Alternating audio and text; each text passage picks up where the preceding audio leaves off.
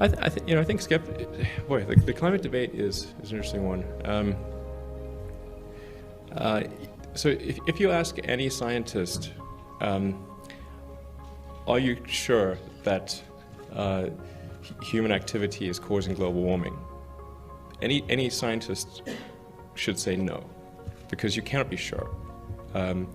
So on the other hand, if you said, do you think we should put an arbitrary number of trillions of tons of CO2 into the atmosphere and just keep doing it until something bad happens, they'll probably say no too. We essentially are running an experiment, and that experiment is to test the carbon capacity of the oceans and atmosphere. Now, that experiment may turn out to be fine. It may also turn out to be really bad. And I just don't understand why we would run that experiment. Particularly when you consider that at some point we have to get to something that is sustainable. We have to have sustainable production of energy and consumption of energy. Because tautologically, if it's unsustainable, you will run out of it. And you can simply say, well, let's say hypothetically CO2 was good for the environment. And let's say hypothetically the United States possessed all the oil in the world. Well, you'd still have to get off oil because it's a finite resource. And as you start to run out of it, the scarcity would drive the cost up and cause economic collapse. So why not do it sooner?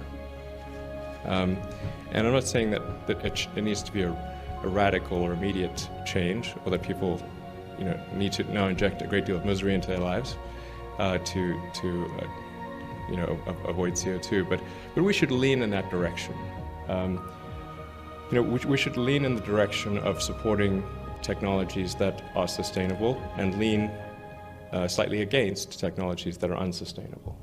That just seems pretty sensible, even if environment isn't a factor.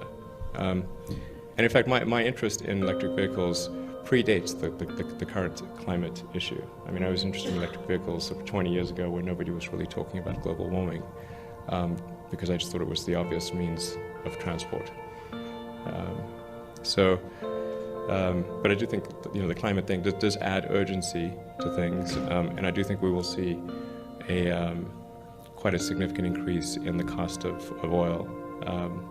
Just from a demographic standpoint, you've got China and India and a few other countries that represent almost half the world's population and have very few cars on the road, but are rapidly adding cars to the road.